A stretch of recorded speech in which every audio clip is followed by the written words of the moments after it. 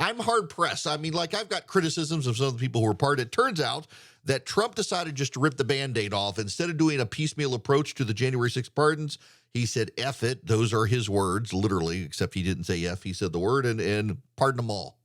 I don't blame him. He wanted to do it on day one. And guess what? By tomorrow, everyone will have moved on. And Trump appreciates this. He has a way of controlling the news cycle. He can do things that get people moving on. And guess where the media has landed now? The next outrage. Donald Trump has signed a series of executive orders abolishing DEI and affirmative action in the federal government. In the 1960s, President Lyndon Baines Johnson issued executive orders requiring that the federal government use affirmative action and deploy affirmative action. Now, the way the media talks about affirmative action and DEI, it is elevating in a society that is majority white and controlled by white people. It's elevating other voices. But this is the thing you have to understand about how the media and progressives use DEI and affirmative action. Skin color must be diverse so long as viewpoints are not. And that's something that the American media, the academy, Democrats, progressive governments, that they don't want to acknowledge, but is true. They wish to elevate black people and Hispanic people and Asian people so long as the black, Hispanic, and Asian people have left-wing viewpoints. They don't want diversity of view. I mean, this is one of the problems on college campuses today. They're all about skin color and sexual diversity, but God forbid anyone come in who's a conservative. They don't want viewpoint diversity. They want a monolith of viewpoints. They want a hive mind, a bubble. And Donald Trump is signing orders, getting rid of DEI. In fact, Donald Trump is laying off whole divisions of DEI appointees within the government. He is rescinding Lyndon Johnson's executive orders on affirmative action, which kind of baffles me. That was still on the books, among other things. This is Jason Riley at the Wall Street Journal.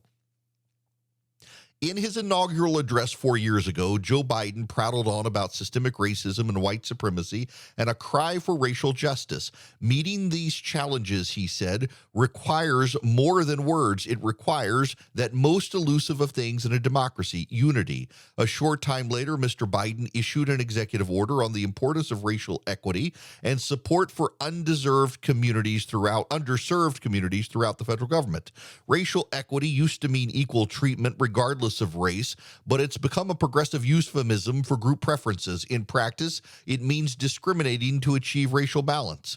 Mr. Biden, invoking George Floyd's death in 2020, said that, quote, this nation and this government need to change their whole approach to the issue of racial equity and make it not just an issue for any one department of government. It has to be the business of the whole of government. For the past 4 years, that's exactly what transpired. Federal agencies were directed to implement or increase the availability of diversity, equity, and inclusion programs surrounding race as well as gender identity. Chief diversity officers established agency equity teams and submitted annual DEI progress reports. The Federal Office of Personnel Management warned that the intentional use of an incorrect name or pronoun or both could, in certain circumstances, contribute to an unjust, unlawful, hostile work environment. Upon assuming office Monday, Mr. Trump announced that he would put a stop to these efforts, which he believes have been detrimental to national unity. He thanked minority voters for the tremendous outpouring of love and trust that you have shown me with your vote and said that I will not forget it. Yet he also vowed to pursue race and gender-neutral policies in his second term. I will also end the government policy of trying to socially engineer race and gender into every aspect of public and private life, the president said. We will forge a society that is colorblind and merit-based, and as of today, it will henceforth be the official policy of the United States that there are only two genders, male and female. Later in the day, Mr. Trump signed an executive order that effectively reversed the Biden administration's DEI directives. It calls for the termination of all discriminatory programs, including illegal DEI and diversity, equity, inclusion, and accessibility mandates, policies, programs, preferences, and activities in the federal government under whatever name they appear. Many progressive activists and media elites are no doubt horrified, but for everyday Americans, it's common sense. This is Jason Riley, The Wall Street Journal. If you text DATA to 33777, it's in the show notes. You can get the link. DEI is discrimination. So the New York Times is one of the biggest purveyors of the mythology in this country about race. The New York Times and Nicole Hannah, whatever her name is, or Hannah Nicole, whatever, she's irrelevant these days. She started the 1619 Project, and it argued that the United States was founded on the protection of slavery. It was a rewriting of American history. In fact, she finally had to acknowledge it was storytelling because a large number of historians on the left, not just the right, came out and said she was full of crap, said it wasn't true. It was called the 1619 Project because in 1619, the first slave arrived on the North American continent. And the argument put forward by the left was that this nation was founded not on the inalienable human rights of, or inalienable rights of life, liberty, and pursuit of happiness, but on protection of slavery.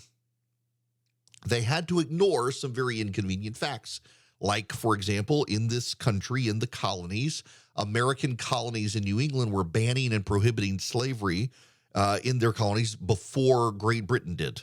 They have to ignore the writings of Thomas Jefferson and the founding fathers who acknowledged before the Revolutionary War that slavery had to go away because it was unjust, but they decided to kick the can down the road because they needed to preserve unity of the colonies to fight Great Britain and would fight the issue of slavery after the founding of the country. And then they kept kicking the can down the road, and it led to the Civil War, where Americans shed their blood to make men free.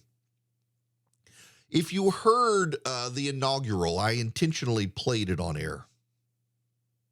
They were singing before Donald Trump was sworn in the battle hymn of the Republic. Now, it has changed over the years, and I was encouraged that the Navy band sang it. Maybe it was the Marine Corps band, actually. They sang it the way it was originally written. There's a reference to Christ. As he died to make men holy, let us die to make men free. It was changed over time. As he died to make men holier, let us live to make men free. But the original wording was, as he died to make men holy, let us die to make men free. His truth is marching on. Glory, glory, hallelujah. And it was a reference in the Civil War to the Union soldiers dying on battlefields to make men free. And that's the inconvenient truth for the reparations argument. It's the inconvenient truth for 1619. It's the inconvenient truth for DEI. White Union soldiers died on the battlefield so that black men and women were free in this country. The reparations were paid in blood on a battlefield.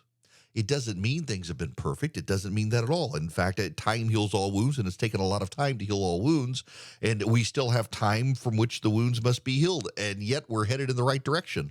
And when the government comes along under Democrats and decide to impose DEI on the nation, what they're essentially doing is saying, you know what, we have to discriminate. We have to discriminate.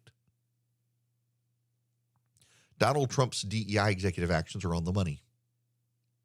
He's firing divisions within the federal government. You know, he can't fire under civil service rules. He can't fire individuals in the civil service, but he can shut down whole divisions within the civil service, and he is.